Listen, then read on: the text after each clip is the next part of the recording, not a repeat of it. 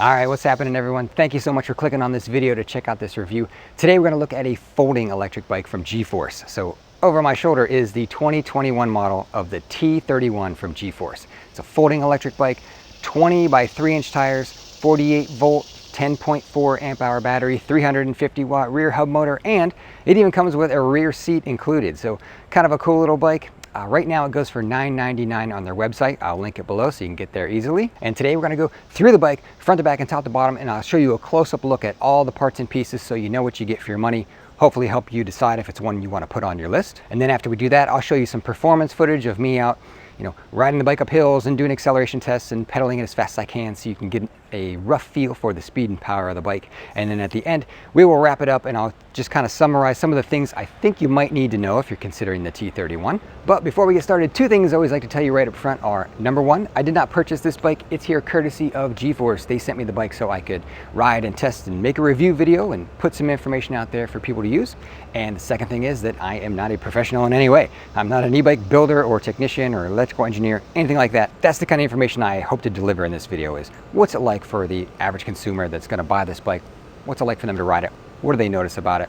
What might be important to know? So that's what I hope to give you today, and I think that's enough intro, so let's get into it. All right, ladies and gentlemen, there is the T31 from G-Force, and this is the gray color. It also comes in white, but that's pretty much the only option you have at checkout. You can choose the color. The way it arrives at your house, of course, in a cardboard box. It is folded up nice and neat in the box, and it's 100% assembled. There's really no setup at all with the bike. You just pull it out of the box and cut all the zip ties and the bubble wrap and unfold it, and you're ready to go. So if you're worried about having to do setup on an e-bike, you really won't have to do that with this. I think I had to put the seat post down in the bike, and then I attached the rear seat because the rear seat's removable. You can make it a seat or a rack. So those are really the only two things you got to put on. All right, well, let's get started up here at the front with your tires. So it is a 20 by 3-inch tire on this bike. So not really a fat tire, I guess, not really a skinny tire, kind of somewhere in the middle. A little bit of traction on there if you want to go through some grassy areas, you can do that. I got Chow Yang of the brand on this tire. No reflective stripes, no reflectors or anything in the wheel, so I guess you could add that if you're concerned about that. It is a through axle on the wheel there, no quick release. You got to undo that nut there if you want to take the wheel off. And for brakes, you've got a 160 millimeter disc brake. I'll give you there's the name brand of it. I'm not familiar with it. Maybe you guys are. It's a mechanical disc brake, and they were okay. I mean, they stopped the bike just fine. I didn't have any issues with them. They weren't the most outstanding brakes I've ever had, and they weren't bad either. They did their job. They stopped the bike, so I'm okay with that. Now the bike comes with fenders. They're installed from factory. You don't even have to put them on. So black plastic fenders, both front and rear. There is the rear one. They do an okay job. They look good on there. And I think I mentioned before, no front suspension here, just a rigid front fork. So you're going to feel the bumps a little bit if you try to take this thing off the beaten path. But it was fine for riding around town. The tires had enough squish in them to soak up the little cracks and bumps in the sidewalk. Mounted just above your fender here, you can see you've got a headlight, which does have a one-touch headlight button on the handlebars that we'll get to. And in the back of it, actually, you can see that that's where your horn is located. And if we follow our nicely and neatly wrapped wires up to the handlebars there, the wire management's really nice here. I like that. Not so much on the back of the bike. I'll show you that. It's a little messier back there, but here it looks really nice. And we've got our brake levers here with motor cutoffs, so when you pull the brake lever, the motor is disengaged. You've got rubber grips with the palm rest on them and a twist throttle. You got your 7-speed Shimano shifter here, thumb shifter. This takes you down, this takes you up. You've got an adjustment mechanism right here that allows you to kind of tilt the handlebars and adjust the angle of your brake levers really easily. Over on this side, you got your display screen. I'll turn it on for you really quick. This one, it's a little bit hard to read in direct sunlight. If you're in the shade, it's pretty visible, but direct sun can be a little challenging to see. It gives you your kilometers an hour, your pedal assist level. This here is basically a trip meter. It's not an odometer. Every time you shut the bike off, that resets to 0. And then you've got your battery indicator up there at the top. So power button and your mode button. With this just toggles you through your pedal assist. It's got 3 different levels, 1, 2, 3. And then of course you got your headlight button here and your Roadrunner horn right there. Nice and loud horn. It's pretty loud. All right, so while we're focusing here on the display screen, let me point out one thing that I noticed as I was riding it. So your pedal assist number is right there, and this is the mode button that toggles you through, right? And let's say, so we're in pedal assist 2 now. Let's say we want to go back to pedal assist 1. there's no way to go back. I have to go to pedal assist 3 and then to 0 and then to 1. So you just have to kind of, you know, rotate through all the pedal assists. You can't go up and down. I kind of wish there was an up and down arrow to make it a lot easier.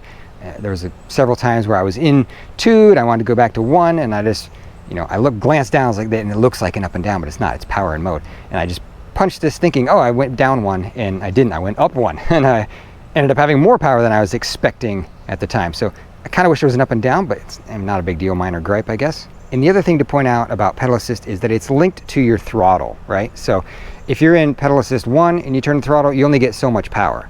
If you want the full power out of the throttle, you have to be in pedal assist 3. You know, I kind of prefer it the other way, where the throttle gives you full power all the time, but that's not the case on this T31. It's linked. Your throttle is dependent upon the pedal assist level you're in. So just know that. So some quick specs on the handlebars are that they are, you know, 23.5 inches wide, and then you've got your adjustment here where they can raise and lower it. The max height that I could get this to go was about 50.5 inches from ground to grip, 50.5 inches, and the minimum, if you drop it all the way down here from ground to the grip, was 43.5 inches. So quite a bit of adjustment in those handlebars. But the handlebars do fold down. This is the mechanism here for that. And I'll throw up a clip of me folding this G-Force bike so you can see what that looks like. It operates like every other folding electric bike I've seen, really. You know, the handlebars flop down, and then the mechanism in the middle, it just kind of breaks in half and folds in on itself, and it ends up being pretty compact. And here you've got the folding mechanism for the middle of the bike. You just move this tab out of the way and pull this lever out like that, and the bike will break in half right there. And your battery is inside here. So the battery's inside this frame tube. That's how you access the battery if you want to take it out of there. It is removable. There's a key slot right underneath here. You have to put the key in and turn it, and that'll allow you to release the battery inside. I can put up a clip of me taking the battery out of this bike so you can see what it looks like and how it comes out of there. But it is a 48 volt, 10.4 amp hour battery. There is a charging port on the other side, so you can charge the battery while it's in the bike, or you can actually take it out and charge it out of the bike, either or. And underneath this mechanism, you'll see what I was talking about with the wire management here at the back. So they're not really hidden on this bike. You know, they're not inside the frame. They're all outside. Even the ones who run in from the front of the bike to the back, they all kind of meet right here. And then you've got a little bit of wire chaos, which, I mean, these electric bikes have a lot of wires on them. So, you know, your battery's in here, your controller's in here. So everything's just kind of coming all together right here. So you've got a little bit of a mess of wires, but at least they're all easy to get to if you do have any issues, I guess. And you've got an aluminum chainring protector there, and your pedals fold too. You just kind of squeeze this right here and they'll fold on themselves like that if you want to get it as compact as you possibly can. All right, well, let's jump up to the seat as the sun comes out and starts melting me. It's so hot today, but awesome seat. Love the seat. I'm a big fan of the, you know, really soft, plush, thick seats, and that's what this is. It's really thick, really plush. You got springs in the back of it.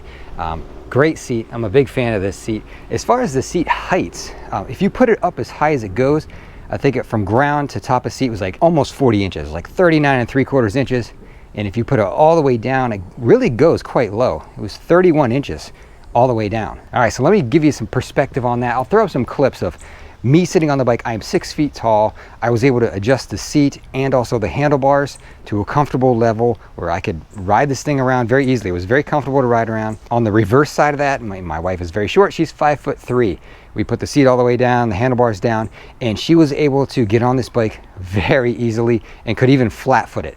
I mean, feet flat on the ground. I don't know if I have any other bikes where she's been able to do that other than the really small micro folding bikes. So very accessible seat height on this bike, 31 inches at the low point. So I really think someone, you know, maybe 5 feet tall could even ride this bike. All right, and we're not even done talking about seats yet. There's a whole nother seat to talk about. So you've got your rear passenger seat here, which is actually also quite squishy and plush. Nice seat.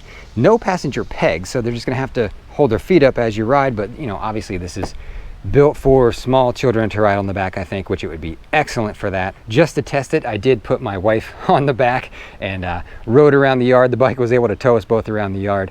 I'm sure we were exceeding the weight capacity of this rack and seat, although I can't tell you what our combined weight was because I value my life, but just know that she did sit on there and it didn't break and it towed us around the yard just fine. Now the rear seat is removable. You just take one little screw out and then the whole seat kind of slides and then pops off. I took that little screw out, so see if we can pop it off of here real easily. There you go. So you've got these little knobbies right here that go down in those holes, and then it slides into the slot, so it secures it in place. It's secured in place pretty sturdy, even though there's just one screw holding it in place. But if you want a rear rack instead and not the rear seat, it comes off in literally like 2 seconds. So you're good to go. Now you've got a rear rack you can use if you want to put a storage bag on here instead. And we can get a shot of our rear tail light here. So this is just a tail light, not a brake light. Doesn't have any function with the brake. It only lights when the headlight is lit. All right, so let's move down here to our rear derailleur. So it's a Shimano. I don't know exactly what model it is. It doesn't say on it, just says Shimano. It's a 1428 tooth on the rear freewheel, and your rear hub motor is right here inside the back wheel, which is a 350 watt motor. And that seems like a pretty good spot to stop, take a break, tell you a little bit about the performance out of that rear motor. So I did a couple different tests. I did acceleration and top speed pedaling and hill climb, and when I jumped on this bike and pedaled as hard as I could. So I put it in mechanical gear 7 and pedal assist 3 and took off, and I was able to pedal it up to about 25 miles an hour. That's about as fast as I could get the bike to go. Using just throttle alone, it tops out about 20. So for the 0 to 20 acceleration test, I mean, it takes off pretty good. It's got decent acceleration off the line. It's just when you get into the higher end speed, it takes a minute to get up to the full 20 mile an hour. I think maybe 0 to 15 would be a better test for this specific bike, because that 20 mile an hour mark, that's pretty much at your max speed for just the throttle. So for the hill climb test, I put the bike in its strongest pedal assist. So pedal assist 3, mechanical gear 4, and started up the hill. And for these tests, I don't really push on the pedals. I'm not helping the bike a lot. I'm basically just turning the pedals so the cadence sensor picks up. I just try to keep a little bit of feeling in the pedal in my foot. So essentially I'm not pushing at all. The bike made it just fine. I mean, it cruised up the hill 8-9 miles an hour, no issues. Never felt like it wasn't gonna make it. I mean, plenty of power to climb that hill, came back down, did the same thing without pedaling, just twisted the throttle and let it go up under completely its own power. Same thing, went right up the hill. It might have been like a mile an hour or 2 slower on just the throttle, but didn't really have any problems with climbing hills on this bike no matter where I was. I mean, it's not a crazy powerful motor, so if you're getting into really steep hills, or you are a much heavier person, I weigh 175 pounds, you might have to do some shifting through the mechanical gears and help the bike out a little bit. But for me, just every day riding this bike around town, climbing hills, I had no issues with it. All right, so that was some information on the T31 from G-Force, and let me just kind of summarize the bike this one way for you, and that is, it does exactly what a $999 e-bike should do, which is it makes biking a little bit easier and a lot more fun, right? It's exactly what an e-bike should do. That's exactly what this does. Now, a few important things I want to point out that I learned as I spent some time with the T31. I would say, number one, it's a very accessible e-bike with that seat height going down to 31 inches. It's really accessible for a short person to ride this. My wife at 5'3" was able to flat foot this bike easily. So I think even if you're down near the 5 foot mark, you could probably get on this bike, which is something you can't say for a lot of e-bikes out there. Another thing that really stood out to me was the weight. That was a big thing that I noticed. This is a very light e-bike.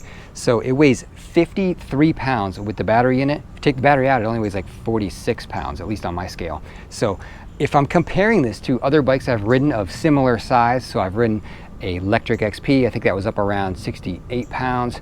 My wife has a Rad Mini step through. That bike weighs about 73 pounds, I think.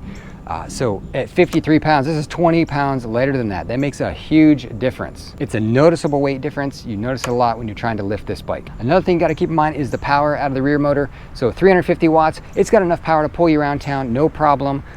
Was able to pull me up hills, no problem, but it is not a crazy powerful bike. I mean, if you're trying to ride this up a ski slope or up a mountain, it's going to struggle. So just know what you're getting. So 350 watt motor, it's going to be fine for just cruising around town, which I think is what this thing is set up for anyway. All right, so here's the next big question. Who is the T31 e-bike for, right? Who's going to buy this bike? Who's going to use this bike? I came up with who I think it's for. You let me know what you think in the comments. So I think as a good first e-bike, so $999, cheaper option, very accessible with the low seat height and the lighter weight. I think that would be a great first e-bike for somebody. Next use I can think of is if you're an adult with a smaller child you want to carry on the back, it's basically built for exactly that, with that rear passenger seat. Or maybe if you have a teenager with a younger sibling, it could work for that application as well. So being that it is a foldable e-bike and that it's very lightweight compared to some others, be a great bike to take with you on vacation, or possibly throw in your RV or camper if you want to take something like this to have with you at the campground as you cruise around the amenities at the campground. I think it'd be awesome for that. But what do you guys think? How would you use the T31? Put it in the comments below. I'll be anxious to see what you guys come up with. All right, well, that is all I've got for you today. So I will, of course, link G-Force's website in the description below so you can get there easily and check out all of their e-bike offerings. And if you've been researching the T31, I hope you found some useful information in this video today. And if you did, consider giving me a thumbs up, consider hitting subscribe. And I think that's all. So thank you so much for watching.